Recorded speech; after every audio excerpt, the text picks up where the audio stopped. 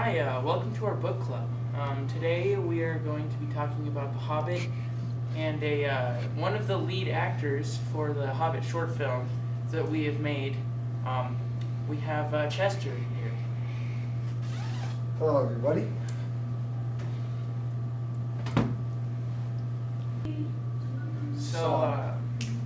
Sorry, you can talk.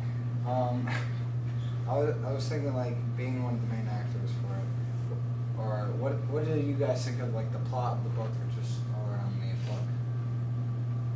You go first. Well, I don't know. It was a really good dynamic story. The characters they didn't seem that deep until the end of the book, and then it just all kind of hits you. It's like, whoa, these characters are really invested in what they're doing, and you can tell the author he put a lot of thought into this book, and it was overall just one of the most entertaining. Definitely, after talking to the author, I learned so much more about the book. Yeah, well, the book, it was just like enthralling, and like he said, we didn't realize the characters were too deep until near the end. The end kind of wrapped up the whole story, and it just kind of brought it all together. So, for those that don't know the plot of the book, basically, what happens? So Bilbo is just become a hobbit, living his own life. He's actually one of the more popular or famous hobbits. His family is very well off. I think his aunt and his mother have very high places in the hobbit community. But they all love just sitting around eating food, being very comfortable. Well, Gandalf, he's a very powerful wizard, just walks up one day, he's like, hey bro, I want to go on a mission with my boys, Thorin, and these other dwarves. Mm-hmm. And, Bilbo, he's not a very adventurous character. He would rather sit at home and eat like all the other hobbits. But he finally agrees to go because, the dwarves are really trying to do a good cause, and some of the places they need to travel, they would really need him. So Yeah, I found Bilbo as a character that I could put myself in his shoes. Like, after he's rejected this this offer to go on this adventure from Gandalf, later that night he just starts having these dwarves show up at his house after Gandalf scratches a symbol into his door telling the dwarves that is the person they're looking for. And he doesn't mind having guests as long as they're invited. And all of these dwarves kept coming, and finally a few dwarves and Gandalf arrive, and one of those dwarves is Thorin Oakenshield, which is the leader of the group of dwarves that show up. And I mean, I really like that this book explains what the plot is going to be at the beginning. Oh, yeah. That they are going to have to travel to the dwarves' home, which is in the Misty Mountains, and they're going to have to liberate it from this dragon who has taken all their treasure and not let them back in. And I think that's just a really interesting thing, because most authors, they kind of explain the plot as it goes, but this author, he just, right from the beginning, he sets the plot. And there's some things that happen later in the book, like the Battle of the Five Armies, that they're not as expected to the readers. But all of this happened because the dwarves refused to help the elves and the men and everyone. And the dwarves, they're a very selfish person, but I think Bilbo kind of teaches them how not to be selfish. Yeah. I think something I noticed playing Bilbo though is, he shows them how not to be selfish, but there were also several areas where He was selfish himself. Lucas, how do you feel about that? Well, You seem as though you want to express something. see, Bilbo, he wasn't too selfish until he pretty much found the ring. After he found the ring, what happened was the ring was kind of becoming him, or he was becoming the ring, one of the two, and suddenly his emotions and personality was changing, and that's kind of what the author explains about the ring, what the ring does to people by bringing in the character of Gollum. And so, we actually have a clip or two that actually show how he meets Gollum and where he finds the ring, and he ends up having this challenge with Gollum where he's expressing all of these riddles back and forth, and finally Gollum figures out that the ring that he lost is the same ring that Bilbo has, and he ends up being a little more hostile towards him, and Bilbo finally escapes. And that kind of sets up the books that were written before this, because this is a prequel book, and I think you guys will really enjoy that clip for a minute.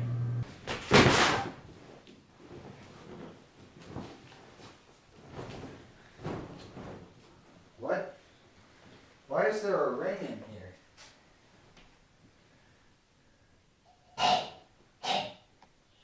Oh, did I put the precious?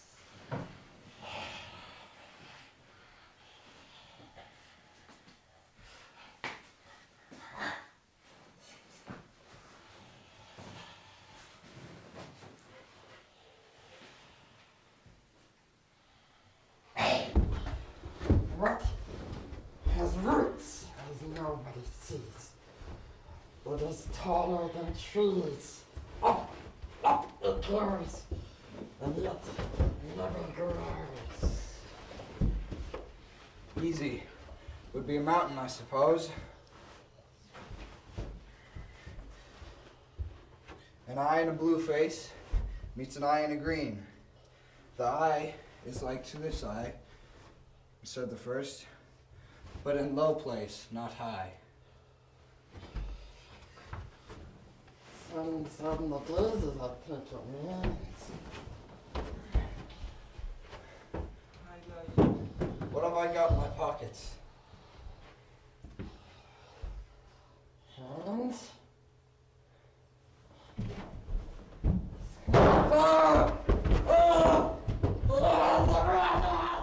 So, Aiden, who's your favorite character throughout the movies slash book? Honestly, I really like Gollum, and those scenes that we just showed is a perfect representation. And actually, this guy here, he played Gollum for him, and it was absolutely horrifying. During the last scene, as the clip showed, unfortunately, our friend Thiago, he had a meeting and was a little bit sick, so we had to bring in Gollum. It was Yeah, great Gollum. After his meeting's done, I think he'll be back. But I mean, the discussion can go on. But you, Chester, like, what's a depth and a conflict that Bilbo has? Because I noticed that he has basically two sides of his personality. He has a bit of his Took side, which is his mother's side, and his Baggins side, which is his dad's side. And I think those sides conflict throughout it. You are quite correct about that. The Took side, as I explained earlier, that's the part of his family that is quite rich, very high esteemed hobbit, and he plays that part of his character quite a lot. Like when he gets the ring, as Lucas stated, he starts to become more arrogant, and that's when his Took side is coming out. Mm-hmm. The Baggins side was A little more simple, and they just kind of stay home. as this. So is there any deeper part that Bilbo has, or any conflicts? Because I noticed that the Took side of his family is a little more adventurous, and the Baggins side just kind of stays at home. But yeah, the Took side are more willing to go on these adventures. And at first, Bilbo was more of a Baggins, but his Took side keeps overriding that Baggins side throughout the entire book. And by the end of it, his Took side eventually wins. But like, what's your views on that? Well, overall, I think his personality is an exact mix of the two. He doesn't like adventuring, definitely his Baggins side. He loves staying at home. He is a more respectable hobbit, however, which is not really the Took side, that's more the Baggins side, but he does love to stay at home, like the Baggins side as well. But he does agree to go on the adventure, which is part of the Took side, but he is arrogant in some ways. Like, the ring makes him a totally different person almost. He goes from being a fairly respectable, good hobbit to someone who almost becomes power hungry. No longer looks out for the dwarves or any of their safety. Yeah, like his nice-sighted Baggins, while conflicting that he wanted to stay home, he was like, okay, yeah, I'll go on the adventure, and that's where the took of adventuring and the courtesy of the Baggins have combined when he goes on the adventure. And I see a great example of what the ring could do, because look at what it turned Gollum into. He's a creature, and he used to be a hobbit, just like Bilbo, but he's I not. think it was a river folk. No, They were a little they're a different. hobbits. They were a little different. River hobbits. Yeah, it's a river hobbit. Yeah, They're but bigger, I think. I mean, So, It's like I have to disagree with Jace because, I mean, he looked out for the dwarves. He saved them two well, times. yes, he did, but there were also times when he didn't want to. Well, yeah. there he was was- just ready to go back home. He's like, okay, I don't want any part Yeah. of this. Yeah, there was a part in the book where He was also they're all in a freezing river in barrels, and Bilbo had a good chance to save them, but he waited a little bit and was like, do I really want to do this? I don't really like these people. I'd Yeah, rather he go was having home." doubts of his adventure. Yeah. And I agree with both of you. Like, he did look out after the dwarves, Yeah. and at first he was a little hesitant because he didn't know about these people at all. But I think Gandalf, which is the character we're going to kind of go in depth with next, whenever he kind of brings them all together, Bilbo's more willing to kind of conform to the group and help them out. And I think that's an excellent example of going out of your comfort zone can do a lot of things for you, like make new friends or have new experiences. So, I also dwarves. yeah, and They- Thorin, he's an asset to the team. He's the leader, but in almost more ways than one. He's not just a physical leader where he's able to take charge. He's also almost a mental leader where he was like Bilbo, like in the letter, as it said. He ends up admiring him at the end. Yeah, he's like, you don't have to come. Like, if you do, great, we hope you can. You don't have to.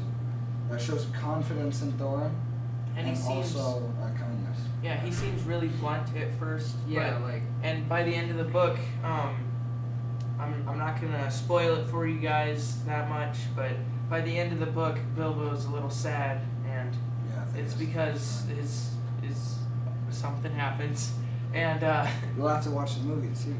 and You read the book, you go. they both, like Thorin and Bilbo, they become each other's role models. Like, they both look up to each other, and Thorin tells Bilbo at one point that he really admires that he decided to come along, but Yeah. he's like kind of indifferent about it still. That's just what he Depends on the seems like. situation. Yeah, And but- having Thorin here, that's right. This is not only Gollum, but Thorin. yeah, he He's looks. not only an asset to the team and the book and the movie. He's half the movie. Yeah, he's two of the main characters, the two most important secondary characters, I'd have to say. But honestly, Thorin, I think he could be looked at as the main character. Oh, yeah. Yeah. Beforehand, Bilbo. it is his journey. Yeah. at first, like he's gruff, like he's a Mhm. gruff dwarf, like Yeah. he just wants to take Yeah. back what was his. Yeah, and that's understandable because they've been trying to find someone to help them take back Yeah. the mountain for years and Like- years on end. As you read the book, more layers of Thorin come out. Like he's not just like this mean dwarf that wants everything done perfectly. Or Yeah, and I think that's a perfect representation of how this author puts layers into the characters. And like I was explaining, like how you just said that Thorin, more of his layers come out, and by the end of the book, you notice that all of these characters are complex, with the exception maybe a few dwarves that it doesn't dwell much upon. Yeah. And there are a shortage of dwarves in the short film that we've made, but that's because we didn't have much of a crew. Yeah. It's basically like there were about 6 of us in the short film. Yeah, And but there was 13 I still think we made it dwarves work total. very well. Yeah, Yeah, we did. it worked. I thought it was 12 yeah, I'm not sure. the company was like 13. I'm pretty sure. doors. And then, there was uh, something like 13 people. Yeah. But Thorin does go through a rough patch. Like when they actually get the gold back, Mhm. he becomes greed strict. Yeah, he stricken gets and, what like, they call dragon dragon fever. Yeah, Yeah. and then Which is, I mean, that also happened to Bilbo. Yeah, the ring. with the ring as Yeah. well, and that reflects that this author's what I interpret that he's trying to tell us is that greed is something not to be taken Yeah, lightly that's through like every. in everything, Well, including the like, main the Lord of the the Rings. main antagonist and everything. is But see, reflected. Bilbo did, or the author did send Bilbo out to give the Arkenstone to the other people, Yeah. so Yeah. that he could show them It's how also not to be greedy. yeah. I think this is a author- story of how to overcome greed as well. Yes. This is I could probably see this as a guide of This author is